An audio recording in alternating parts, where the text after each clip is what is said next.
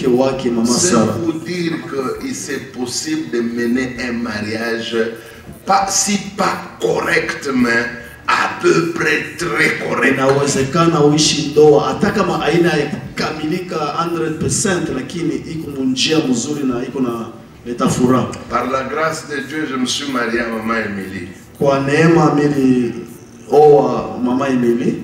Je n'ai jamais été en dehors de mon mariage. Sijaendaka nje ya ndoa yangu. Jamais. Hata kidogo. Vous pouvez dire est-ce que c'est possible tellement que vous êtes comme un lièvre habitué à sauter dans tous les États, Minnesota, Saint-Louis, vous trouvez que c'est normal. Non, non. Il y a des gens qui ne sont pas dans cette vie-là. Unaweza kushangaa vile mimi nasema njoo wewe huko saa unaona kalulu vile ananuka huko leo huko Boston, leo kesho huko New York. Et moi je Las Vegas na mimi ni vya kweli vile ninasema. Par la grâce de Dieu, je voudrais mourir comme ça. Kwa neema ya Mungu napenda nimalize maisha yangu vile. Et ne croyez pas que c'est une contrainte, hein? C'est comme si on m'a jamais une corde au cou, je dois tenir, je dois me battre. Non, non, c'est aussi simple. J'ai accepté de vivre avec une femme, je connais ce que je dois faire, j'essaie de faire ce que je dois faire, et elle est là pour faire ce qu'elle doit faire. Bref, nous nous aimons et je ne regrette jamais de m'être marié à ma femme. Yes, aina sema walinitia kama kumshingwa sema mpaka ufanye vile. Hapana, ni choice yangu mimi na njele mimi chakula ya kuishi na mke wangu, mke mmoja na mke wangu, na tunapendana na tunaendelea vizuri. J'ai entendu beaucoup de phrases bêtes telles que est-ce que nous sommes appelés à manger tous les jours la même viande, hein, la viande d'antilope, la viande d'antilope. La viande d'antilope, là, c'est ça ta femme. D'abord, rien que ton langage montre que tu ne comprends pas le mariage. Si tu dois prendre une femme comme une viande d'antilope, que tu dois comparer à la viande d'éléphant, je regrette. Nasema kumbuka tu unasema sisi mtu anaweza kula paka nyama moja kila siku, paka nyama ya kasha kila siku, nyama ya kasha sifo hakuna nyama nyingine. Sasa unabeba mke wako anakuja kasha, unakula kasha kila siku, nikisema au mheshimie mbele bibi yako, inaonyesha akili yako vile kwa chini. C'est comme on travaillait quelque part avec quelqu'un. Je l'ai entendu dire à son ami, c'est son ami qui lui a posé la question en disant aujourd'hui tu vas dormir où? Il dit non, aujourd'hui ça sera chez Vodacom. Donc il a 4 femmes. La première il l'appelle Vodacom, la deuxième il l'appelle RTL, la troisième il l'appelle Orange et la quatrième il l'appelle Africell. Ça ce sont les opérateurs de communication chez nous au Congo. Alors si il ira à la Katouba, là c'est Africell. Quand il va dormir au Belen, c'est Vodacom. Quand il va dormir, quand quelqu'un est déjà dans ça, vous voyez qu'il a échoué la vie. Nilikuwa na ndugu moja anauliza rafiki yake, anasema leo utalala wapi? Sasa leo nitalala kwa Vodacom. Donc anapatia yeye na babibi bengi, moja ni Vodacom, moja ni Celtel, mwingine ni Africell, mwingine ni Orange. Ile ni majina ya makampani ya communication ile nikala ku Kongo. Nikisema kama mtu deja yuko na ile langage ya vile, nikisema anaisha kuishue maisha yake. D'abord moi-même je n'aime jamais que maman Émilie me surnomme, me donne un nom péjoratif. Le jour où je ne sais pas si elle le fera, mais je la garde tellement bien qu'elle n'a pas le temps de me donner un surnom. Si vous êtes parent, vous êtes papa, vous êtes responsable d'un foyer, il y a la maman et les enfants qui se sont arrangés pour te coller un petit nom. Ça montre que tu es un mauvais papa. Mimi shikaki buke wangu anipatie jina ingine, so watu wengine wanapatia hata jina Sheriff. Papa ni Sheriff, ni Regan, ni fulani, ni Undertaker, ni John Cena. Ile manjina vile siwezi kuruhusu mke wako. Kama uko papa mbaya, utaona mama na watoto wanasikizana wanapatia jina sa papa John Cena yule anatafuta kufika. J'ai entendu Undertaker yule anatafuta kufika. J'ai été logé dans une maison où je croyais que c'était la maison d'un serviteur de Dieu. Nilikuwa chini nyumba moja, nilizania kwamba ni nyumba ya mtumishi wa Mungu. J'ai entendu les enfants dire ah revanche anakuya, revanche anakuya. Revanche. Nasikia mpaka vile. Mwile nyumba nilikuwa loge, nashika watu wanasema revenge anakuya. Alors j'ai isolé l'un des enfants. Mimi nakokota mtoto wako pembeni. Je lui ai posé des questions. Qu'est-ce qu'ils appellent revenge? Nauliza swali, revenge ni kusema nini? L'enfant me dit c'est papa. Asema ni papa ndio revenge. Pourquoi vous l'appelez comme ça? Il dit il y a papa yo aisha ukimukose paka jivange atashi batoto yake ata bibi yake mama wetu paka jivange ndio tunamwita revenge. Asema papa wangu kama unamchokoza unamkosea paka kurudishie na yeye. Il est tellement rancunier qu'il est capable de se venger même contre ses beaux-parents. Nasema eko na rancune anachungaga mambo mroho ya nguvu sana hata kama bako yake anaweza kurudishia kubaya. Mais je voudrais d'abord d'emblée vous dire que c'est possible de mener un bon mariage sur cette terre des humains. Napenda kuonesha mkiingilio ni kuambia sema inawezekana ukuwe na ndoa mzuri hapa chini ya jua hapa udongo. Moi, je m'en fous de ce que les gens peuvent penser. J'estime que je suis en train de mener un très bon mariage sur la terre des humains. I don't care ile watu wanaweza kusema, lakini niko sure kwamba niko naishi ndoa mzuri hapa chini ya jua. Et je ne le fais pas puisque j'enseigne, non. Mishifanye njoo ni kweli nifundisha hapana njoo.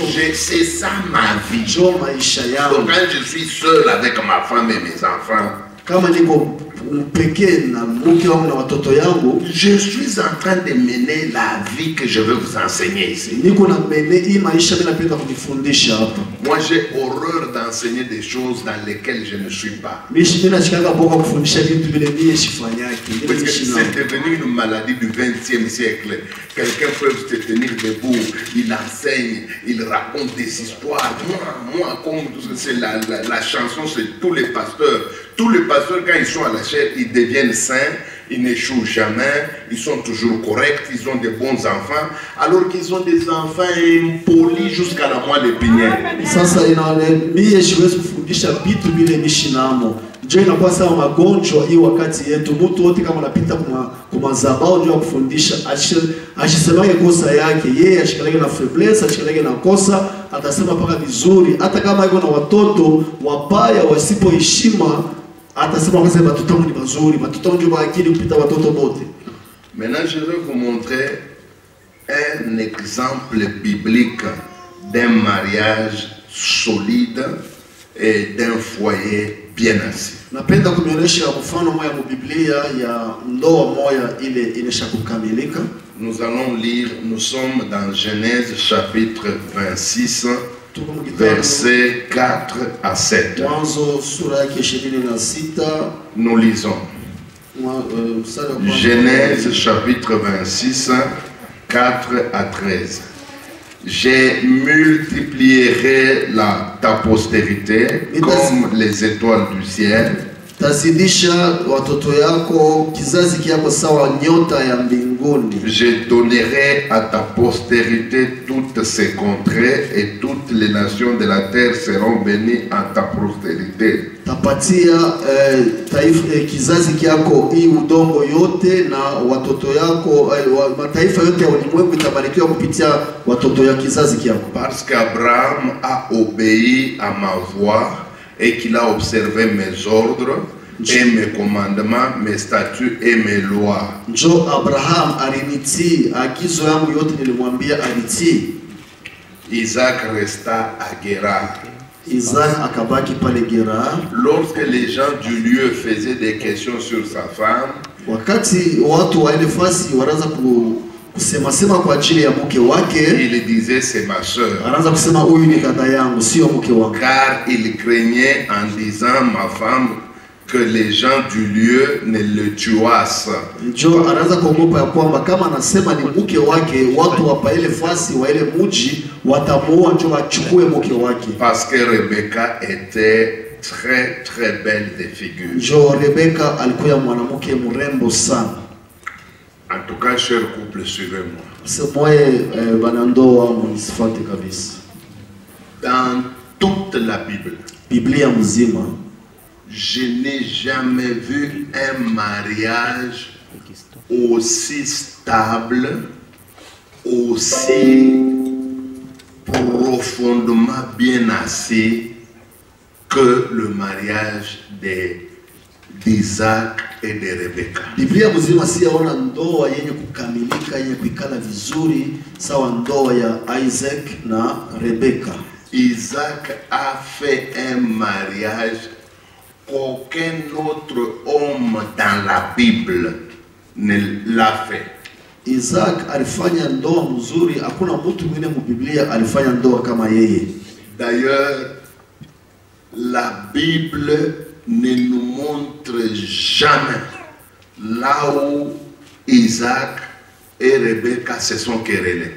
Biblia haitoneshi fasi hata moja pale Isaac na Rebecca walikombana wala walisemana walichambulana. Et pourtant, il y avait beaucoup de choses qui pouvaient les pousser à cette situation-là. Kulikuwa maneno mingi iliweza kuwasukuma wakombane wala waachane wala wakosane. Et puis de tous les patriarches d'Israël, Kubazazi bote bababu bote ba Israël, le seul à avoir été monogame sans une deuxième femme à côté, il a vécu toute sa vie avec une seule femme, c'est Isaac. Kubababu bote ba Israël, ule tu asikowe wa babibi ba mingi, alikuwa tu na moja mpaka mwisho wa maisha yake ni Isaac. Il a tellement aimé sa femme Rebecca que le jour où Rebecca est morte, il n'a pas eu besoin de se remarier. Alimpenda Rebecca sana mpaka kudufu. Wakati Rebecca anafariki, Isaac ashikwe tena na besoin ya kuoa mke mwingine. Je retourne encore pour vous dire. Na rudia tena kumionyesha ya kwamba de Genèse kwanza mwanzo ya Biblia jusqu'à Apocalypse, mpaka mwisho ya Biblia, je n'ai jamais vu un mariage sijaona ndoa à la hauteur d'Isaac et de Rebecca. ya muatua ya Isaac na Rebecca. Même les gens qui ont vécu avec Jésus Hata wenyewe waliishi na Yesu n'ont jamais eu de mariage aussi stable, hawakukuye na mandoa yenye kukamilika, dans lequel l'amour régnait comme le mariage d'Isaac et de Rebecca. yenye ilikuwa na mapendo mingi sawa ndoa ya Isaac na Rebecca. Je sais que tu vas me poser la question de savoir, pasteur Ezra, tu te bases sur quoi? Comment tu peux dire que c'est le plus grand mariage qui soit dans la Bible? Pengine wanaweza kuniuliza Pastor Ezra, kwa nini unasema vile? Eske njoo ni nini inaonyesha kwamba njoo ndoa ya mzuri mu Biblia? Mes amis, essayons de raisonner. Banduku tufikiri kabisa. Raisonnons ensemble. Tufikiri pamoja. Ces deux jeunes gens, Isaac et Rebecca, Aba biana bawili Isaac na Rebecca viennent à peine de se marier. bana oana tu mwanzo ya ndoa yabo. Ils n'ont pas encore beaucoup d'expérience. Abayakuya na experience mingi katika ndoa. Ils sont en train de souffrir d'une chose, ils n'ont jamais eu d'enfant. Banaanza kuteswa kitu kimoja, abakuzale mtoto. Imaginez-vous, ils sont au début de leur mariage. Leo kumwanzo ya ndoa yabo, Ils font un déplacement, ils voyagent. banasafiri, Ils quittent leur pays natal. banatoka mwinchi yabo, Ils vont dans un pays tout à fait étranger. banaenda kuikala mwinchi ya kigeni. Maintenant, écoutez ce qui les attendait là-bas. Sikia kitu kinaanza kuwachunga kule walienda. La Bible dit que les habitants de ce pays-là Biblia inasema wakaji wa ile nchi étaient très possédés par l'esprit de convoitise charnelle. balikuwa na pepo ya tamaa. Et ils aimaient trop les femmes belles. Banaanza kupenda banamuke barembo sana. Or, il se fait que Rebecca était très belle de fille. Rebecca alikuwa mwanamke mrembo sana kuhusu. Rebecca, c'était le genre de femme que Dieu a créé et à tête reposée. Dieu n'était pas occupé. Rebecca ni mfano ya wanawake wale Mungu aliumba, alikuwa asha kutulia sana. Dieu mettait l'oreille là où il faut mettre. Mungu anaanza kuweka lisikio fasi na fasi. Il mettait les narines là où il faut mettre. Anatia mpua fasi na stahili. Écoutez, sa beauté, ce n'était pas discutable. Vous savez, il y a des beautés discutables. Hein? Quand nous regardons une femme, celle-ci dit elle est belle, on dit non, elle n'est pas belle. Mais Rebecca, c'est le genre de... Quand ils se tiennent debout, hein, tous les hommes et les femmes, Et les hommes tous reconnaissent qu'elle est belle. Kuna kuya uzuri mwingine watu wanaweza kubishana, wewe anasema huyo mzuri, mwingine anasema hapana. Lakini Rebeka yeye ikuye bwana bake, ikuye banaume kama anamwangalia, wote wanasema huyu hakuna ego finali. Le couple était en danger. Ile ndoa ilikuwa mwile danger. Puisque les hommes, tous les hommes, y compris même le roi du pays, ile nchi watu wanaume wote hata mfalme wa nchi avait les yeux sur Rebecca. alikuwa na macho juu ya Rebeka. Maintenant, le couple a été obligé de faire un pacte qui n'a jamais existé depuis que le monde est monde. Bali sasa kwa mbele ya ile danger ile couple banasikilizana, banafanya masikilizano moja, pacte moja ile hayafanikaka duniani. Quel était le pacte? Ilikuwa ni masikilizano gani? Isaac a dit à Rebecca ceci. Isaac anamwambia Rebeka hivi, fais-moi grâce. Unifanye kwa grâce. À partir d'aujourd'hui, siku kwanza leo, toi et moi, mimi na wewe, nous allons vivre aux yeux du monde entier comme si nous ne sommes pas mariés. Kumecho ya batu bote tuishi sawa batu bana abaoane hapana. Nous ne sommes pas mariés. Hatuna sawa bibi na bwana. Et je ne veux pas qu'aucune personne de ce pays sipende hata mtu mmoja wa hii nchi parvienne à découvrir un jour avumbule hata siku moja que toi et moi nous sommes mariés. Ya kwamba wewe na mimi tunesha kuoana. Ça va nous garantir notre sécurité dans ce pays. Ya kwanza itatupatia sécurité ndani ya hii nchi. Deux, je peux jouir de certaines faveurs et il en avait joui. Sasa ingine mimi napata kwa favor moja fulani et on ne va pas nous toucher. Na abasta tukusa. Église, suivez-moi. Kanisa munisikie. Vous venez de vous marier. Unatoka kuoana bibi na bwana. À peine vous avez découvert la vie du lit. Munavumbula maisha ya ndoa, maisha ya pakitanda. À peine vous venez de découvrir le délice de la chambre à coucher. Munavumbula ile uzuri wa maisha ya chumba ya ndani. Et d'un coup, on vous prend, on vous transpose dans un autre pays. Kisha munatoka pale munaenda nchi nyingine. Et là, on vous oblige. Na pale banani obligé donc de ne pas vivre comme des maris. Que personne ne se rende compte que vous êtes mariés. Et cependant, vous devez vivre votre vie devant ces gens-là. Frère, mettez-vous à la place d'Isaac. Il n'avait pas 30 ans. Certains commentateurs de la Bible disent qu'il pouvait avoir entre 20 ans et 25 ans.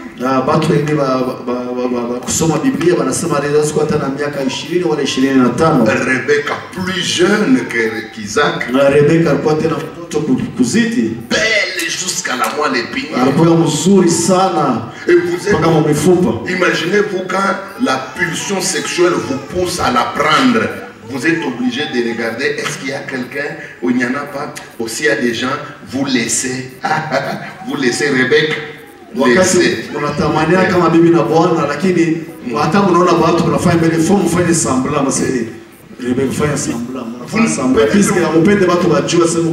Peut-être vous n'avez jamais imaginé la souffrance d'Isaac. Isaac pouvait avoir besoin de Rebecca, mais à cause de l'environnement, il doit faire semblant. Même si son corps est en train de chauffer, et c'est son droit légitime que d'aller vers sa femme et coucher avec elle. Mais comme il y a des visiteurs, imaginez-vous, il a souffert comme vous n'avez pas idée. Kama mwili yake inatamania bibi yake akutane na bibi yake, lakini asiwezi kuifanya jua watu wengine. Yeye kwa kiana, donc muimagine mbele mateso anaweza kuwa nayo. Et puis essayez d'imaginer Mwaze mbele un jeune garçon kiana qui selon lui, kufanana yeye, Rebecca n'est pas mariée. Rebecca marié. Il vient provoquer Rebecca en présence d'Isaac.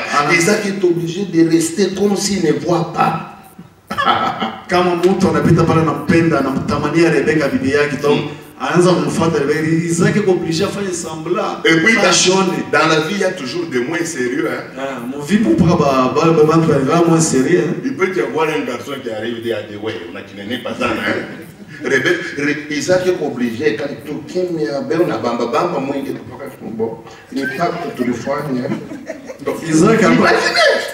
Isaac alikuwa obligé afanye mpaka sambla. Hata kama mtu alikuwa kugusa mke wake, anamgusa presence yake, hana na kusema piski banisha kusikiliza sema tujulishe watu wasema tuko bibi na bwana. Et puis mettez-vous à la place de Rebecca. Uliweka sasa pafashi ya Rebecca na yeye. À supposer Isaac est à 10 mètres. Isaac est pas les 10 mètres mbali. Un officier de l'armée vient dire allez petite hein. Ah petite, boni boyero, au vimi boy. Donc il faut à la fois montrer à Isaac que je ne suis pas d'accord avec ce qu'on me fait. Et puis, il faut montrer au garçon que quand bien même tu es officier, mais je reste Rebecca sainte. Mes amis, un couple comme ça sur la terre, jamais. Isaac iko pale karibu, officier wanaona basoda yuko na mampete, nafika anasema mtoto mwanamke unanenepa, uko mzuri, anaanza kumbamba bamba. Sasa Rebecca ndio anapasha kufa amonesha Isaac asema yeye wake ashipende malgré ule officier kuna mkamata kamata en tout cas ni ndoa moja bali passer un moment difficile. Et ce qui est grave, kile kiko matata kabisa. Cette situation n'a pas fait une année. Haikufanya mwaka tu. Elle n'a pas fait 10 ans. Haina miaka 10. Écoutez ce que ta Bible et ma Bible disent. Sikia vile Biblia yangu na yako inasema. La Bible dit comme leur séjour s'est prolongé dans la terre. Biblia inasema sawa vile masiku yako yanaanza kuendelea na kuongezeka ndani ya ile nchi. Donc barikawia sana mwile situation. Donc ils wanafanya masiku mingi, inaweza kupata miaka mingi mwile situation ile. Toujours séparés corporellement par rapport à la société. Mukimwili balikuwa shapaka kuachana kwa ajili ya mechi ya watu. Waza bibi yako loripea mali. Bibi lori pelekea mali. Tu n'es pas obligé de dormir avec elle dans une même chambre. Hauna obligé ya kukala naye mchumba moja na kulala naye mchumba moja. Puisqu'il faut prouver aux gens que nous ne sommes pas mariés. Jo, il faut oneshe bantu vile mulisikilizana bantu washena sema kwa bibi na bwana. Je suis en train d'imaginer combien de fois Isaac anaanza kulamuka tamu wa bushiku anarampe mweushi mulanda mwingia mshamba ndio kama sikia mkula ilikuwa ni mateso moja ila muyaona. Je suis en train de me wazia vile Isaac Samuel anaanza kulamuka mshiku anachofa kidogo kumuchumba ya Rebecca kama anashika mikono ya watu anarudia mbio. Il faut prouver que tu n'es pas marié. Il faut kuonesha sema au yao hamuna oleo bana kuolewa. C'était ça leur contrat. Jo ilikuwa masikilizano katikati ya Isaac na Abraham. C'était pas pendant une année. Na Rebecca. Haikuwa hata mwaka mmoja. C'était pas pendant 2 ans. Haina miaka mbili. La Bible dit qu'ils ont prolongé leur séjour. Ils ont beaucoup d'années dans cette situation. Je vous avoue que moi-même, avec le Saint-Esprit que j'ai aujourd'hui, je suis incapable de faire un tel pacte avec Maman Emily.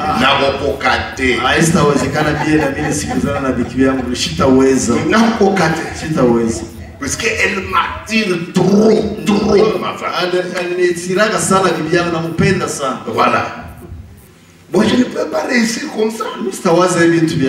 Mais comment ce garçon ici, à l'époque où Jésus-Christ n'est même pas mort et ressuscité, il a réussi à mener une vie comme ça. Et ce qui me frappe, pour finir, on a découvert qu'ils étaient des maris.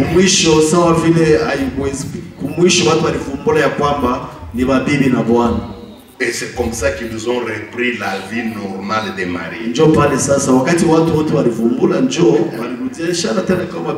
Si c'était un autre couple, le jour où ils ont repris la vie normale des couples,